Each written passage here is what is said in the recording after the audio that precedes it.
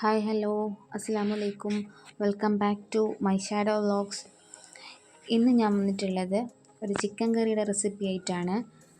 അതിനുവേണ്ടി ഒരു 1/2 kg chicken, 3 സവാള, ഒരു തക്കാളി, ഇഞ്ചി വെളുത്തുള്ളി, 2 പച്ചമുളക് എടുത്തിട്ടുണ്ട്. ഇനി ഇത് ഒരു ചെറിയ ബൗളിലേക്ക് 1 ടീസ്പൂൺ നിറയെ മുളക് പൊടി എടുക്കുന്നുണ്ട്. പിന്നെ ഒരു 3/4 ടീസ്പൂൺ നിറയെ മല്ലിപ്പൊടി എടുക്കുന്നുണ്ട്. ഒരിക്കലും സെയിം അളവിൽ നമുക്ക് ചിക്കൻ കറി വെക്കുമ്പോൾ മല്ലിപ്പൊടി എടുക്കണ്ട കേട്ടോ. മുളക് പൊടിയുടെ സെയിം അളവിൽ വേണ്ട, അതിൽ ഇച്ചിരി കുറഞ്ഞ് നിന്നാൽ മതി.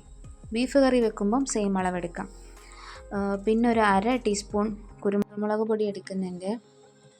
പിന്നീട് മഞ്ഞൾപ്പൊടിയാണ്, അതൊരു 1/4 ടീസ്പൂൺ മഞ്ഞൾപ്പൊടി എടുക്കുന്നുണ്ട്.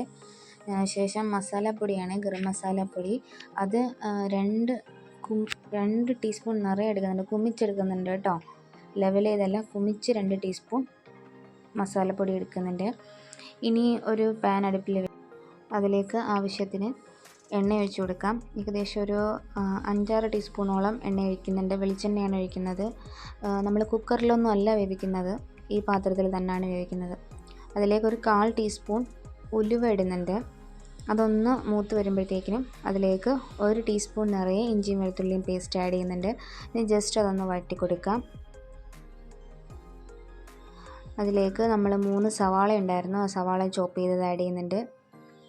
ഇനി സവാള നന്നായിട്ട് വാടിയതിന് ശേഷം മാത്രമേ നമ്മൾ തക്കാളിയും പച്ചമുളകും ആഡ് ചെയ്യത്തുള്ളൂ.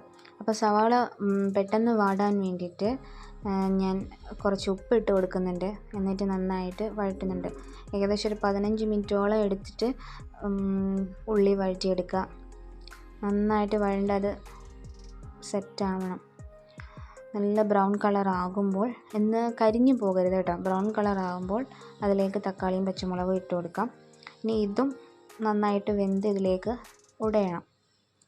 അതിനുവേണ്ടി ഞാൻ അടച്ചു കൊടുക്കുന്നുണ്ട്. അടച്ച് കുറച്ച് നേരം വേവിക്കുന്നുണ്ട്. ഇടയ്ക്കിടയ്ക്ക് ഇളക്കി കൊടുക്കണം, ചിലപ്പോൾ അടിയിൽ പിടിക്കാൻ ചാൻസ് ഉണ്ട്.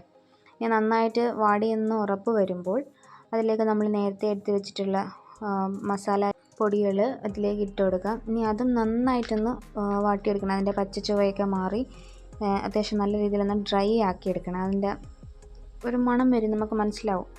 ഇതുപോലെ നന്നായിട്ട് ഞാൻ വഴറ്റി കൊടുക്കുന്നുണ്ട്.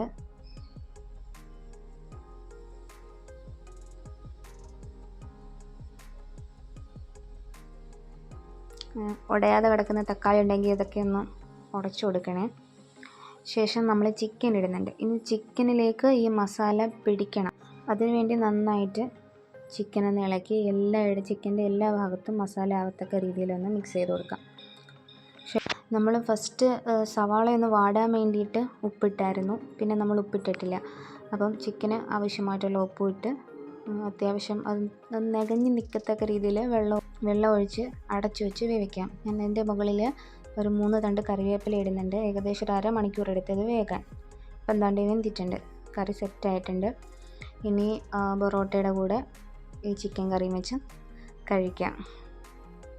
സൂപ്പർ ടേസ്റ്റി ചിക്കൻ കറിയാണ്. എല്ലാവരും ഒന്ന് ട്രൈ ചെയ്ത് നോക്കാം.